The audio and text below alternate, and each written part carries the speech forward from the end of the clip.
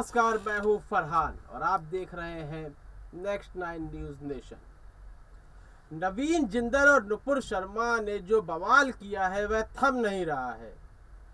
अरब देशों ने आपत्ति जाहिर की, दोनों को पार्टी से बाहर का रास्ता दिखाया गया, लेकिन उसके बाद भी यह विवाद क्यों नहीं थम रहा है, यह सोचने वाली बात है। अरब देशों ने जब वाहवाही की इस फैसले की, उसके बाद भी यह विवाद क्यों नहीं थम रहा है और कैसे नहीं थम रहा है, मैं आपको बताता हूँ। अभी तक 4 से 6 देश शामिल थे इस विवाद को लेकर, लेकिन आज मौजूदा समय तक कम से कम 15 देश शामिल हो गए हैं और इन देशों की सूची में वह देश भी है जिनसे भारत का जो संबंध है वह बहुत ही अच्छा है, जिसमें इंडोनेशिया भी है, मलेशिया भी है। इंडोनेशिया के साथ हमारा बहुत ही अच्छा संबंध है और इंडोनेशिया एक जीती जागती मिसाल है कि जहां अल्पसंख्यक समुदाय को उतना ही सम्मान दिया जाता है जितना बहुसंख्यक समुदाय को सम्मान दिया जाता है।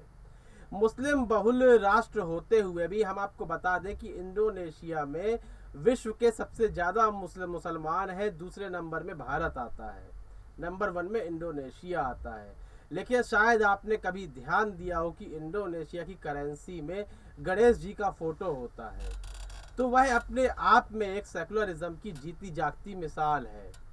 एक बार बार यहाँ पर आरएसएस या भारतीय जनता पार्टी के नेताओं के द्वारा एक नैरेटिव सेट किया जाता है कि मुस्लिम बहुल देशों में हिंदुओं की इज्जत नहीं की जाती है, उन्हें सम्मान नहीं दिया जाता है।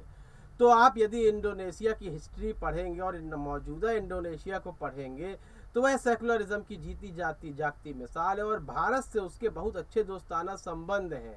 लेकिन आज इंडोनेशिया भी भारत के खिलाफ खड़ा हुआ है। मौजूदा समय में जैसा कि मैंने कहा 15 देश भारत के खिलाफ हो चुके हैं और मलेशिया में तो विपक्ष ने भारत के खिलाफ एक्शन लेने के लिए प्रस्ताव पारित कराने की मांग की थी। भले ही यह प्रस्ताव पारित नहीं हुआ है, भले ही मलेशिया भारत से लोहा नहीं ले सकता है, लेकिन फिर भी विपक्ष जब उस भारत पर एक्शन लेने की मांग करता है तो यह काफ़ी निंदनीय घटना सामने आती है।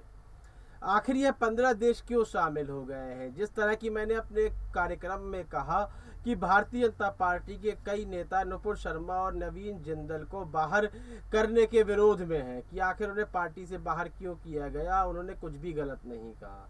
नुपुर शर्मा ने अपने शब्द तो वापस लिए, लेकिन यह भी कहा कि आखिर शिवलिंग को फव्वारा क्यों कहा जा रहा है ज्ञानवापी मस्जिद में।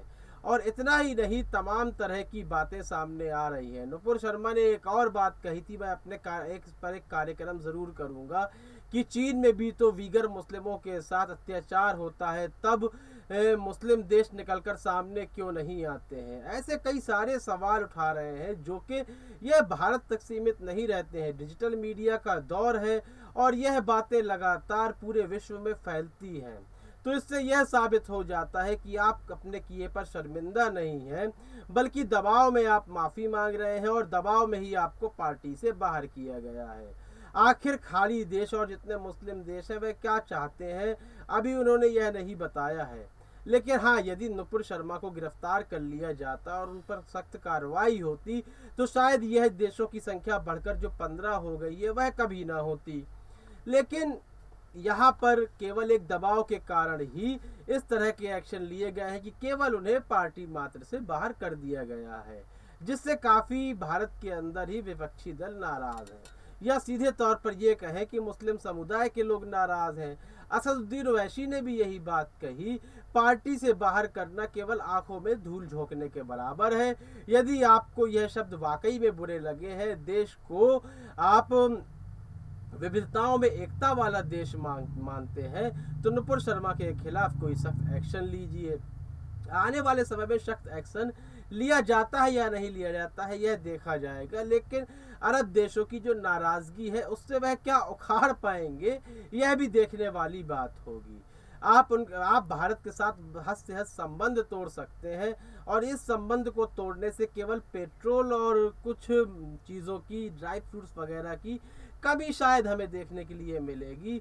लेकिन भारत को अगर इस कमी का डर ना भी होता, तब भी विविधताओं में एकता की जो एक मिसाल दी जाती है उसको बनाए रखने के लिए नवीन जिंदल और नुपुर शर्मा को सख्त से सख्त सज़ा दी जानी चाहिए थी।